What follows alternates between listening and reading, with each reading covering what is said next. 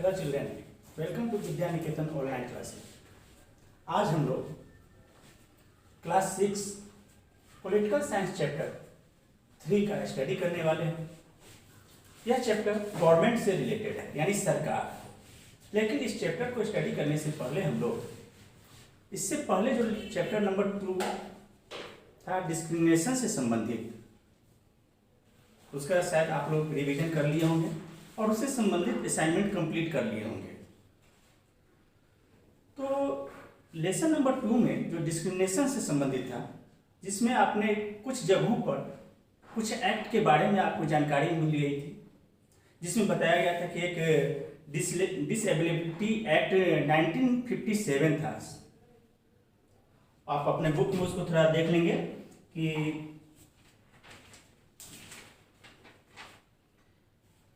Sorry 1995 disability act of 1995, जिसके आधार पर हमारे देश में एक कानून बनाया गया था, जिस कानून के आधार पर विकलांग लोगों के साथ किसी तरह का कोई भेदभाव अगर करता है तो उसको उसी के हिसाब से किस तरह का उसका एक्टिविटी है, उस आधार पर उसको पनिशमेंट दी जाती थी।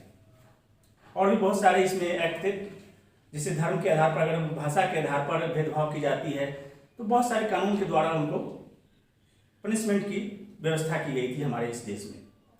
तो इस टॉपिक में हम लोग, इस चैप्टर में हम लोग मुख्य रूप से गवर्नमेंट के बारे में जानकारी प्राप्त करेंगे कि गवर्नमेंट आखिर होती क्या है, सरकार क्या है।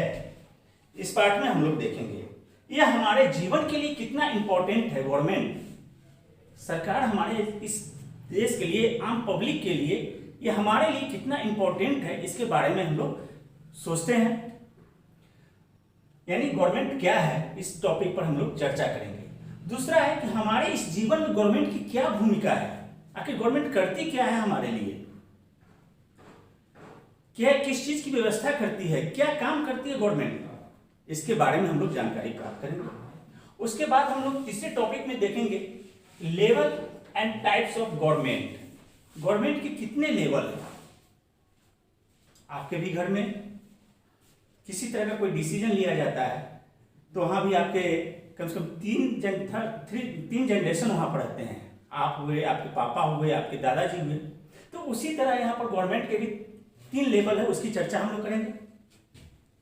उसके बाद देखेंगे टाइप्स ऑफ गवर्नमेंट, गवर्नमेंट के प्रकार, कितने तरह के गवर्नमेंट होते हैं, तो उसके बारे में चर्चा करेंगे कि जैसे अपने यहाँ आपका किस तरह की गवर्नमेंट है अपने यहाँ इस देश में। तो आप लोग मालूम होगा, क्लास 5 में देखे थे डेमोक्रेटिक गवर्नमेंट। तो गवर्नमेंट 2 तरह की होती है, उसकी चर्चा करेंगे। एक डेमोक्रेटिक गवर्नमेंट, एक होता है मोनार्क गवर्नमेंट, यानी राजतंत्र। उसके बाद देखेंगे कि अपने इस देश में प्रजातंत्र की क्या भूमिका है, इस टॉपिक पर हम लोग चर्चा करेंगे। क्लियर? तो अब हम लोग बारी बारी से देखेंगे गवर्नमेंट है क्या। तो यहां जो ये आपको हम लिख करके इसको आप नोट कर लेंगे कि government is a group of people that have the power to rule in a territory according to the law. Government जो है ग्रुप ऑफ पीपुल है, व्यक्तियों का एक समूह है, जिसको एक रूल के तहत ये शक्ति प्रदान कर दी गई है कि वह कानून के तहत ऐसी शक्ति प्रदान की गई है कि वह इस टेरिटरी में, इस स्वशासित क्षेत्र में उसका शासन चले। या इसको इस तरह से भी देख सकते हैं कि गवर्नमेंट में अब शासन कैसे चले, तो कुछ ना कुछ उसके लिए रूल रेगुलेशन बनाना पड़ेगा। तो गवर्नमेंट में लॉ, गवर्नमेंट क्या करती है, कानून को बनाती है, उसके बाद उसको फॉलो करवाने की कोशिश करती है, रूल एंड रेगुलेशन, नियम कायदे कानून को निर्माण करती है। एंड कलेक्ट ऑफ टैक्सेस, और इस सरकार को चलाने के लिए मुद्रा की आवश्यकता होती है, धन की आवश्यकता होती है। तो वह धन कहां से आती है, तो हम आप जो टैक्स गवर्नमेंट को पेड करते हैं, हर व्यक्ति कुछ ना कुछ टैक्स देता है, तो वो टैक्स एंड प्रिंट मनी, और मुद्रा का प्रिंट करती है, उसका अवलोकन करती है, और उसी अनुसार हमारे देश में इसका संचालन, किस तरह से मुद्रा का संचालन किया जाए, तो ये सारा का काम कौन करती है? सरकार करती है। तो इस तरह से हम कह सकते हैं government is a working machinery. Government एक काम करने वाली संस्था है, एक मशीनरी है। तो ये आपका ये टॉपिक हुआ कि व्हाट इज गवर्नमेंट। तो आसानी से आप कह सकते हैं कि government is a group of people that have the power to rule in territory according to the law. Clear? तो अब हम लोग अपने बेसिक पॉइंट पर आ गए कि प्रत्येक देश को, देखिए, कोई भी डिसीजन के लिए एक making body person, the government make the rule and, जो अभी बता दिए, and govern the nation and look after the welfare of people and country. Clear? अब देखते हैं कि गवर्नमेंट की क्या भूमिका होती है, गवर्नमेंट क्या क्या करती है। तो अभी तो सिंपल सा एक बता दिए यहाँ पर, ये क्लियर हमने कर दिया छोटे से लाइन के द्वारा कि भाई ये law, rules and regulation and collect tax and print money. इन सब के अलावा भी गवर्नमेंट की क्या रिस्पॉन्सिबिलिटी होती है, क्या जवाबदेही होती है? तो सबसे बड़ी रिस्पॉन्सिबिलिटी गवर्नमेंट की, देखिए, provide citizen with basic infrastructure facilities including clean drinking water. अभी आप अपने देश में देख रहे होंगे, अपने राज्य में खास करके नल जल योजना शुरू हो गई है। तो इस नल जल योजना के द्वारा गवर्नमेंट क्या आपको दे रही है? वह कोशिश कर रही है कि हमारे इस राज्य के सभी व्यक्तियों को स्वच्छ जल की उपलब्धता हो, ताकि जो भी डिजीज उत्पन्न होती है खास करके गरीब राज्यों में, वह उसका मुख्य स्रोत होता है पानी। पानी से ही अधिकांश डिजीज, बीमारी उत्पन्न होती है। उसके अलावा भी गवर्नमेंट क्या करती है? इलेक्ट्रिसिटी प्रोवाइड करती है, रोड गुड क्वालिटी, अच्छे क्वालिटी की रोड प्रोवाइड करती है, आवास हम लोगों को प्रदान करती है, इंदिरा आवास देखते होंगे, या हम लोगों को जॉब प्रदान करती है। जैसे अभी देख रहे हो कि जितने भी बाहरी क्षेत्र से जो व्यक्ति अपने वापस अपने इस राज्य में आए हैं, वो भूखों न मरे, भूख से न मरे, इसके लिए गवर्नमेंट उनको जॉब दे रही है मनरेगा के तहत। तो ये सारा काम कौन करती है? गवर्नमेंट करती है। गवर्नमेंट की वो भूमिका होती है कि अपने राज्य में वो सारी सुविधा प्रदान करे, वो सारी फैसिलिटी दे, जिससे उस राज्य के व्यक्ति जो है सुख शांति से रह सके। The government has control price, और साथ ही साथ क्या है, गवर्नमेंट जो है किसी वस्तु के मूल्य को कंट्रोल करती है। जैसे अभी ये लॉकडाउन जो चल रहा था हम लोग का, तो गवर्नमेंट क्या की, स्कार्सिटी हो रही थी, तो गवर्नमेंट क्या की कि जो भी अपने ऑफिसर्स, अपने जो वर्किंग मशीनरी उनके हैं, हेल्प करने वाले, सहयोग देने वाले, गवर्नमेंट के संचालन में जो भी अफसर सहयोग करते हैं, वो क्या कि अपने अपने क्षेत्र में मूल्य को नियंत्रित रखने के लिए जितने भी दुकान, तो वहाँ पर जाकर के वो रेड किए, छापा मारे, और उनको हिदायत दिए कि आप किसी वस्तु का मूल्य न बढ़ाएंगे, क्योंकि जिस हिसाब से खर्च हो रहा था उस हिसाब से वस्तु आ नहीं रही थी मार्केट में, तो मूल्य बढ़ना स्वाभाविक था। लेकिन इस पर कंट्रोल किसने किया? तो गवर्नमेंट ने किया। The government also has the responsibility to maintain and run facility like the postal department and railway. यहाँ तक कि आपको बहुत सारी सुविधा देती है, रेलवे के थ्रू गवर्नमेंट भी उसको प्रोवाइड करती है। आर्म फोर्सेस, अब हमारी जो सेनाएं हैं राष्ट्रीय स्तर पर या स्थानीय स्तर पर, जो पुलिस है जो आपको सुरक्षा प्रदान करती है, ये भी कौन प्रोवाइड कर रही है? गवर्नमेंट दे रही है। यानी गवर्नमेंट की जो भूमिका होती है बहुत ही महत्वपूर्ण भूमिका होती है।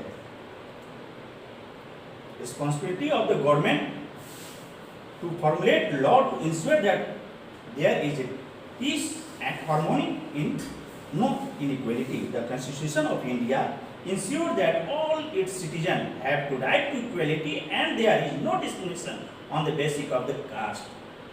यानी अभी जस्ट कुछ देर पहले आपको हम बताए थे कि अपने इस प्रजातांत्रिक देश में सरकार रूल रेगुलेशन के थ्रू यह बताने की कोशिश कर रही है कि इस देश में न जाति के आधार पर न धर्म के आधार पर किसी तरह का कोई डिस्क्रिमिनेशन पैदा नहीं होनी चाहिए। अगर वह होती है तो उसकी जवाबदेही गवर्नमेंट की होती है और वह अपने रूल रेगुलेशन के आधार पर उस व्यक्ति को पनिशमेंट देने की कोशिश करती है। तो अब हम लोग नेक्स्ट टॉपिक इसमें है कि देखिए यहाँ पर level of government in India. तो पहले लेवल को हम लोग देखें तो कितने तरह के लेवल भाई गवर्नमेंट के क्या स्तर है। तो गवर्नमेंट के 3 स्तर हैं, आप लोग जानते होंगे, क्लास 5 में इस पर चर्चा हुई थी, याद कीजिए। 3 स्तर कौन कौन से हुए? तो एक था हम लोगों का फर्स्ट में लोकल लेवल, दूसरा था स्टेट लेवल और तीसरा था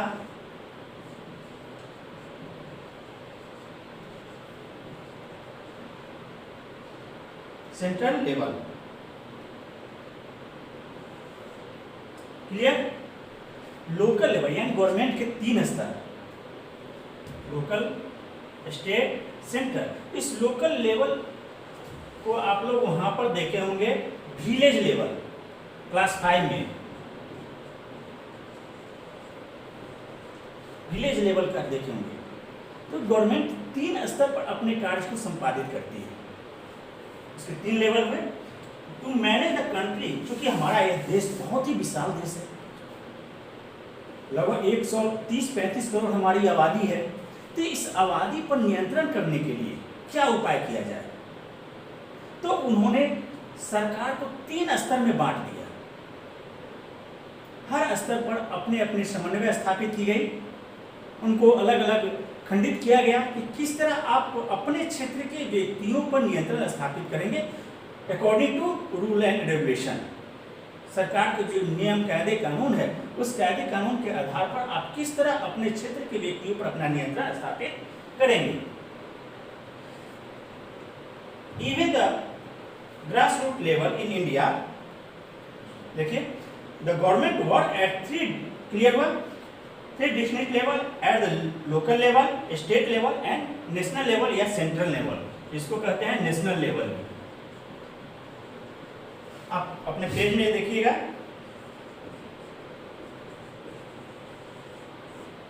इस पेज पर आप ध्यान से इसको स्टडी जब कीजिएगा तो बारीकी से आपको क्लियर होगा।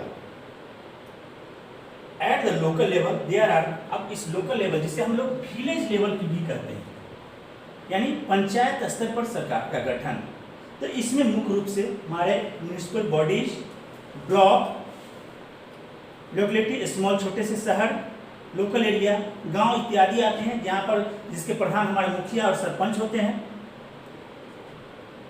Each state is govern by its own elected government that make decision which related to the state। और इन सभी क्षेत्रों में शासन करने की जिम्मेदारी किसकी होती है? कौन हमारे ऊपर शासन करेगा? तो शासन करने की मुख्य जिम्मेदारी हमारे द्वारा जो रिप्रेजेंटेटिव, जिसको हम इलेक्ट करके चुनाव के द्वारा उसको चुन करके भेजते हैं सरकार को संचालित करने के लिए, वैसे व्यक्ति रूल रेगुलेशन को बनाते हैं और हमारे ऊपर उसको लागू करते हैं। इस तरह से गवर्नमेंट को सही ढंग से कार्यान्वित किया जाता है। अब हम लोग देखें आगे,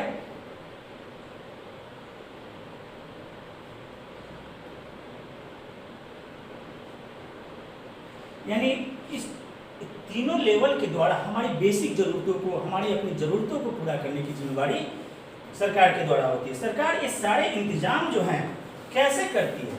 तो उसी सब के लिए इसको 3 भाग में बांट दिया गया। अब चले हम लोग आगे। अब सरकार कानून बनाती है, ठीक, ये तो आप लोग जान रहे हैं। अगर हम सरकार कानून बनाई और उस कानून को हम फॉलो किए, अगर हम ना फॉलो किए तब क्या होगा? तो वैसी परिस्थिति में क्या होती है? आपको पनिशमेंट मिलती है। तो क्या डायरेक्ट आपको पनिशमेंट कोई दे देगा? नहीं। उसके लिए फिर रूल, हमारे संविधान में कुछ कानून बने हैं, कुछ नियम बने हैं, उस नियम को फॉलो करती है उस व्यक्ति को पनिशमेंट दी जाती है। जैसे एक छोटा सा उदाहरण हम देने की कोशिश करते हैं, उसके आधार आप आसानी से समझ जाइएगा कि आप बाइक चलाते हो, अभी आपकी उम्र तो नहीं हुई है, अंडर 18 आप हैं, आप फर्राटे से बाइक लेकर के मार्केट में निकल जाते हो। तो वैसी परिस्थिति में जब कोई भी ऑफिसर्स आपके उस डिपार्टमेंट की नहीं है तो आप पूरा रन करके आ जाते हो, बहुत खुश होते हो कि हम अच्छे ढंग से बाइक चला लेते हैं। लेकिन अगर किसी, चूँकि आपको गवर्नमेंट, चूँकि 18 ईयर से आप नीचे हैं तो गवर्नमेंट आपको ऑथराइज नहीं किया है कि आप बाइक चलाएं। उसके लिए गवर्नमेंट क्या करती है, आप ड्राइविंग लाइसेंस देती है ताकि आप उस बाइक को चला सकें। लेकिन जैसे ही कहीं पर चेकिंग होती है, उस दरमियान अगर आपको कुछ प्रूफ नहीं है आपके पास, सबसे पहला प्रूफ तो आपका ड्राइविंग लाइसेंस का होता है, क्योंकि आप अंडर 18 हैं तो गवर्नमेंट आपको अप्रूव किया नहीं। तो वैसी परिस्थिति में आपके पास ड्राइविंग लाइसेंस नहीं होती है तो गवर्नमेंट क्या करती है, गवर्नमेंट के जो ऑफिसर्स होते हैं क्या करते हैं, आपके साथ आपको पनिशमेंट देते हैं, आपके ऊपर फाइन लगाते हैं।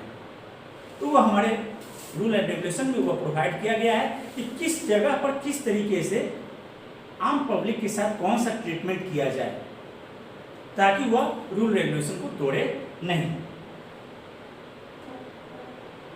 अब हम देखेंगे कि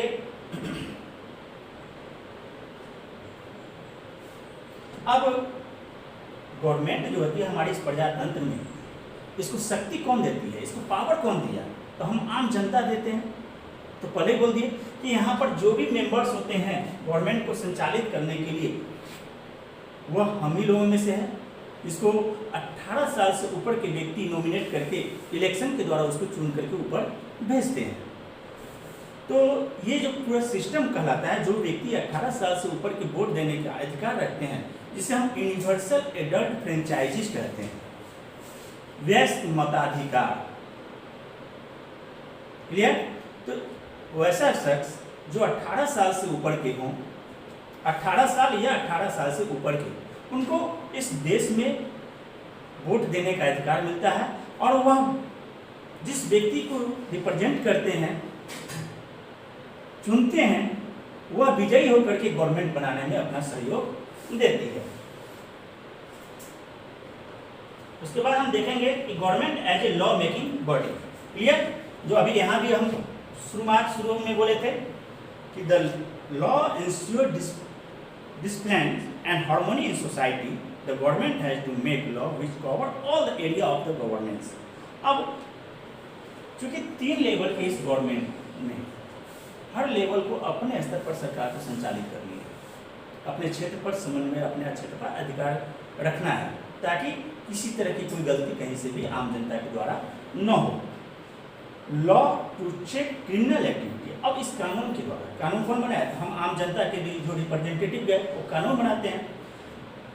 to check criminal activities, to the construction of house, people must follow the rules and law promulgated for. Clear? तो इस तरह से हमारा गवर्नमेंट का मेन काम क्या है, रूल रेगुलेशन को बनाना और उसको फॉलो करवाना। अब हम लोग आगे देखते हैं टाइप्स ऑफ गवर्नमेंट जो चल रहे थे।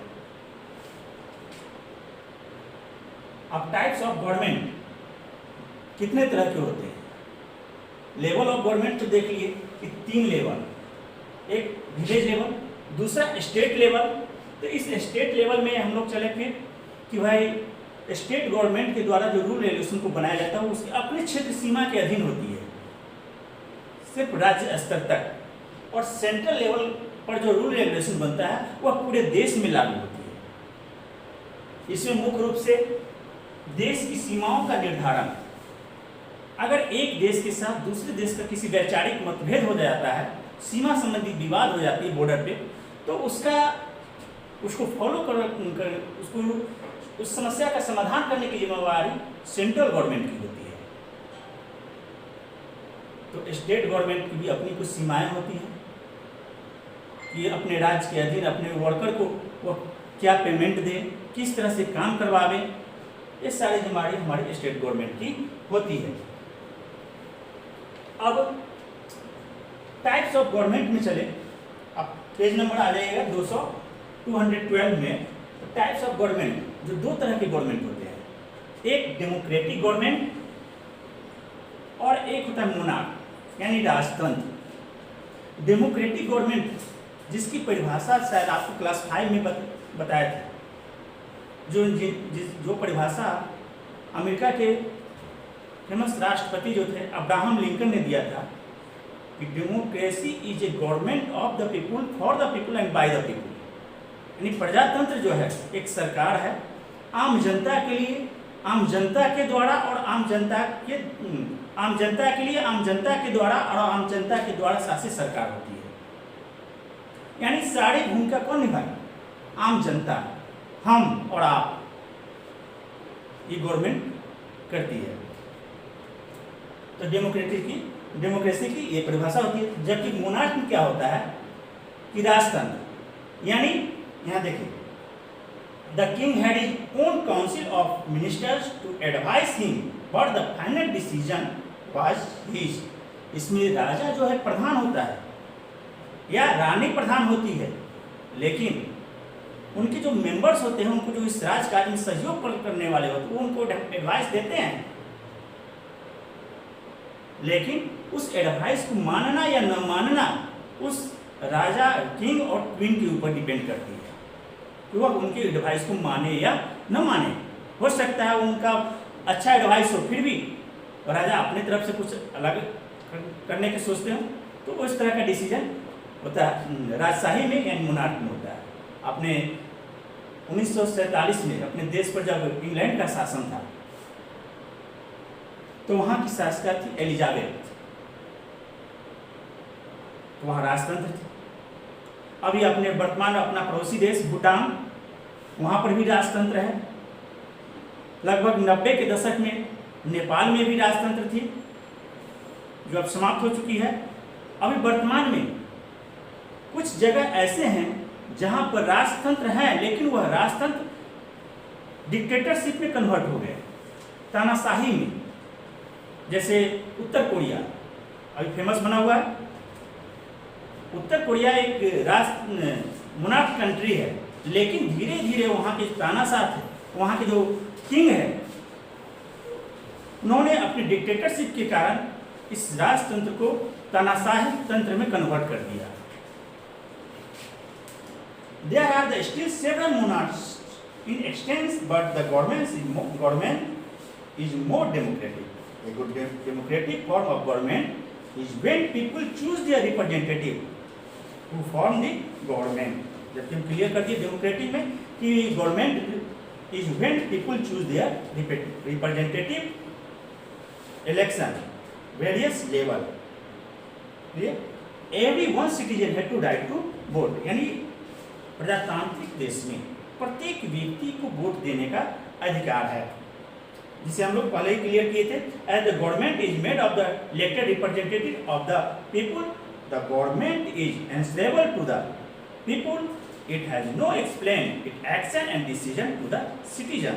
और यह सरकार की जवाबदेही होती है कि जो रिप्रेजेंटेटिव चुन करके आते हैं, वो जो रूल रेगुलेशन बनाते हैं, वह आम जनता के लिए हो, और आम जनता कैसे उसको फुलफिल करे, उसको फॉलो करे, यह भी जवाबदेही गवर्नमेंट की होती है प्रजातांत्रिक इस देश में।